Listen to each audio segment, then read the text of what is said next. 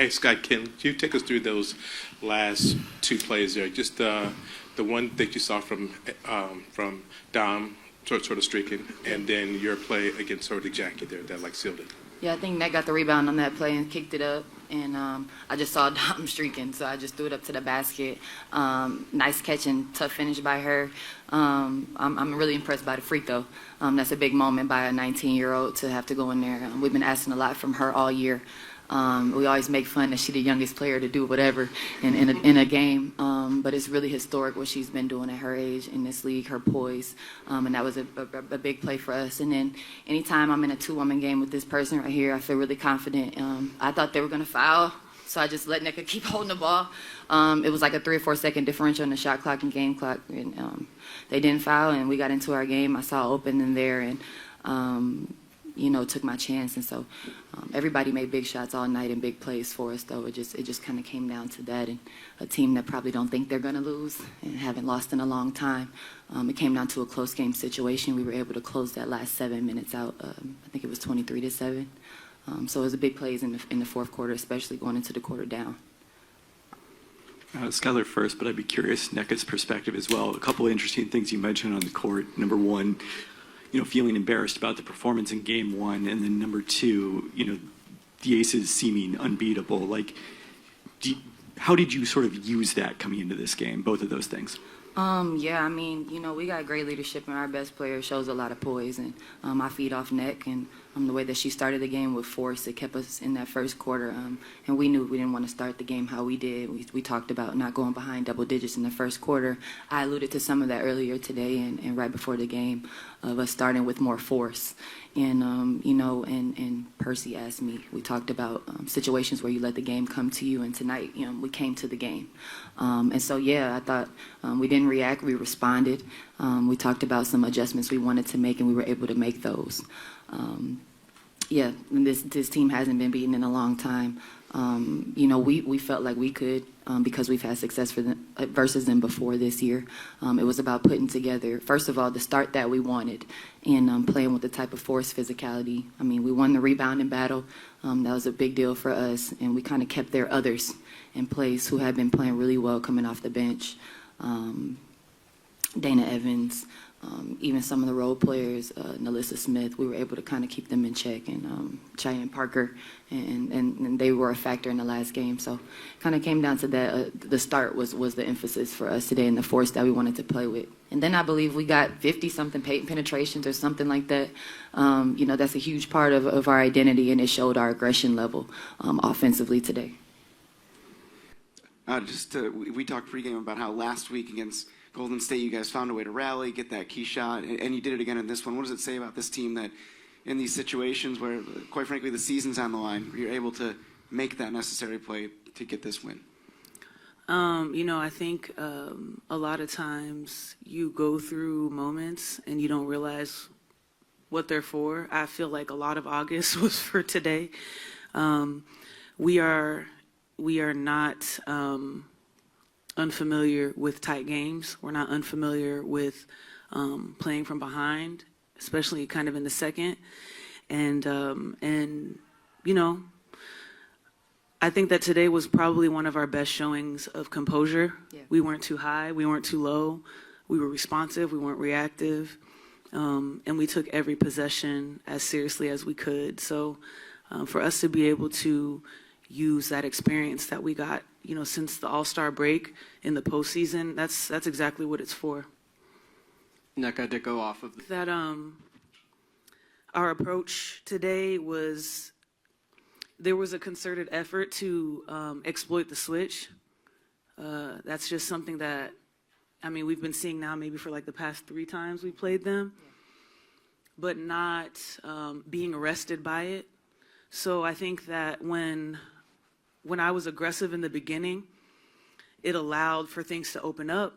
It allowed for people to discover different looks, and that's exactly what we got. When we're in an action together, I strongly believe that you can't guard both. You can't guard both. At least you can't guard both like successfully. And I'm talking as a basketball player. I'm not gassing anything right now. I'm just saying. I'm just saying, because of what we both can do, we also can't allow people to feel like they can guard both. So I think, being empowered to be more aggressive, it made things more open for her. Then she could flow, then I could flow. Then E let the game come to her, Then Dom was cleaning things up. And that's how we got to play. That's how we have to play off of each other and understand that the game isn't going to end with this one possession, and build off of what we see and what is open. And great teams change things up. We saw so many different ways about, being in the ball action today. So being cerebral with it, being students of the game, I really do attribute our win tonight for that. For either one of you, we've talked about the fans, the Storm fans, a lot this season. They were, the loudest they've been all season today. Just how did their energy and engagement contribute to the result tonight, and how do you kind of take that energy onto the road into what will be a tough environment again? Yeah, I spoke about it on the floor. I mean, we were yelling, like my throat is, like I was yelling all night at them because it was so loud in here I couldn't hear myself. And that's the atmosphere that they've had all year for us, regardless how we play. I mean, maybe the past 26 seasons. But this city has always been very supportive, and they've been very supportive of us this year. And that's why we were very concentrated on the type of effort that we wanted to come out with tonight.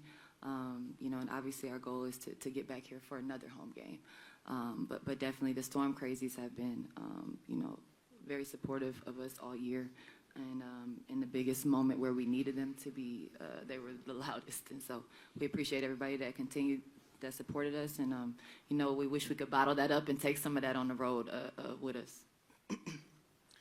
Nneka, before the game, you said that you guys weren't feeling pressured about this game because it wasn't about a series, it was about a single game. So how do you then take this game and the momentum from this game into the next game, and like what you did, the good things from this game to the next one? I mean, if we're approaching it in that regard, and I really do feel like that's probably at least that's the best advice that I've been given. Brian Agler was the one who said that to us in 16 and 17. You got to win the game, because when you try to win the series, moments kind of get outside of you. And I think in the same way that you do in the regular season, where you want to streak, you want to streak, So we build off of this to now go on a 2-game winning streak, and ultimately where the series falls, the series falls. So I know we're going to look at the things that we could do better, always, from this game, but then also look at things that worked, knowing that there's going to be adjustments that are going to have to be made because this is the playoffs.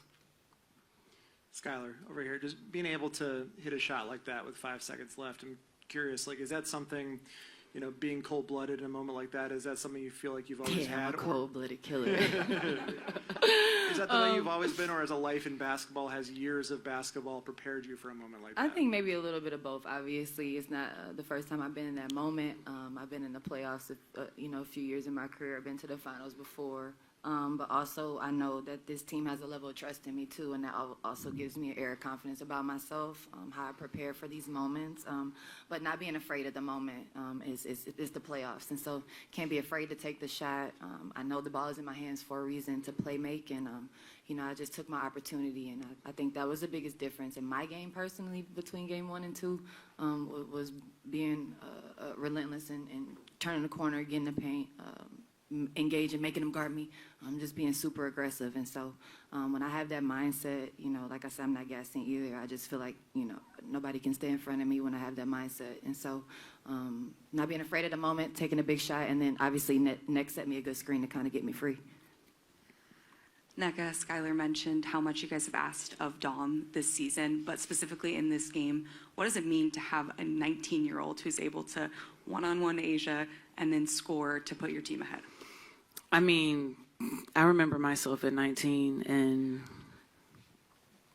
that's not something that I was thinking about doing, let alone succeeding at, Dom. I actually think that not only is Dom wise, but I also feel like there is a bit of naivete that contributes to She don't know her. no better. Yeah, you know, like she's like, okay, I'm who I am. I'm out there. I'm gonna do this, you know, and it's actually beautiful because you know we've all been right. Yeah, that Her was a hanging on the mistake. rim. Yeah, that was a You know, mistake. She's 19. Yeah, She's hanging on the yeah. But rim. she was. I mean, I was like, okay, I like that energy. too. You know, but I think that kind of innocence mixed with what experience she already has, and then her realizing who she is in almost every single possession, you know? There is an evolution in every single game that we play with. We have not seen the same Dom in 2 games. She's just learning and improving that much, and we just try our best to continue to empower her to know how truly capable she is. Final question, Maz, go ahead. Skylar, I get the cold-blooded killer that scores 11 points and gets the game-winning shot.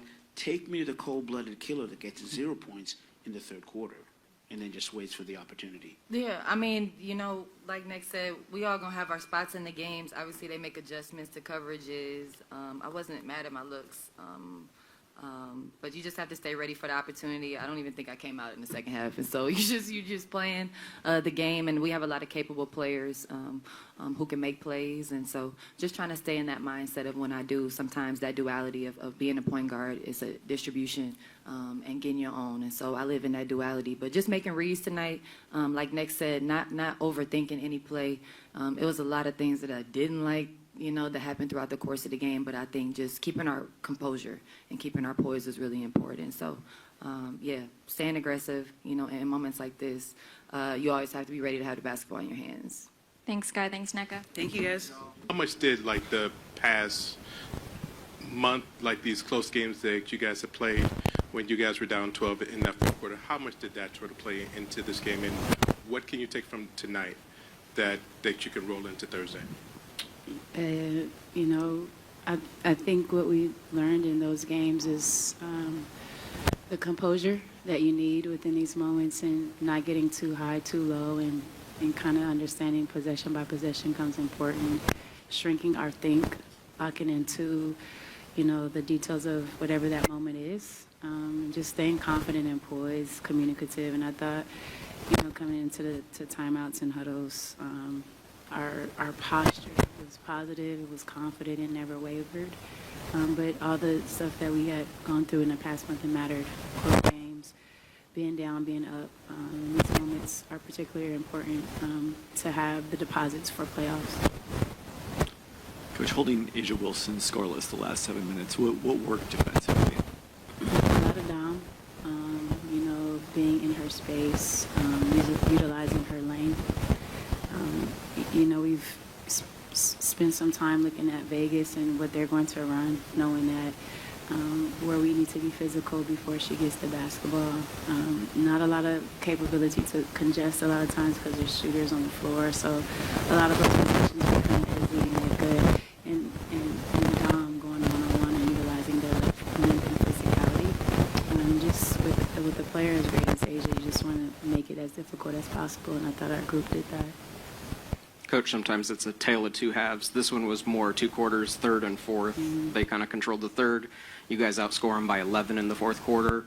Kind of what happened in each of those quarters? I think, first of all, we took care of the ball this particular game. I think defensively we were getting stops and we were playing in more transition and flow. And then in the fourth quarter, we were able to identify mismatches that we wanted to take care of, along with spacing. And we executed well, shot the 3 well. And I think we did. I believe we scored on our last 7 possessions of the game. I think that that is growth in a lot of areas, especially, you know, making a comeback and understanding what we need, where we can score areas of the floor. But I think that we were taking it possession by possession at a time.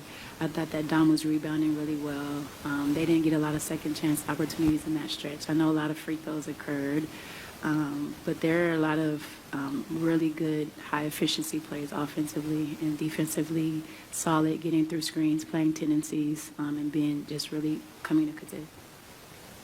Coach, you're a lot of few minutes to enjoy this one, but how do you reset, get ready for Game 3 again, another one with the season on the line. And certainly we've seen a game this week, a game last week, where you had to make a shot to keep things going, and you did that. How much can that carry over into this Game 3?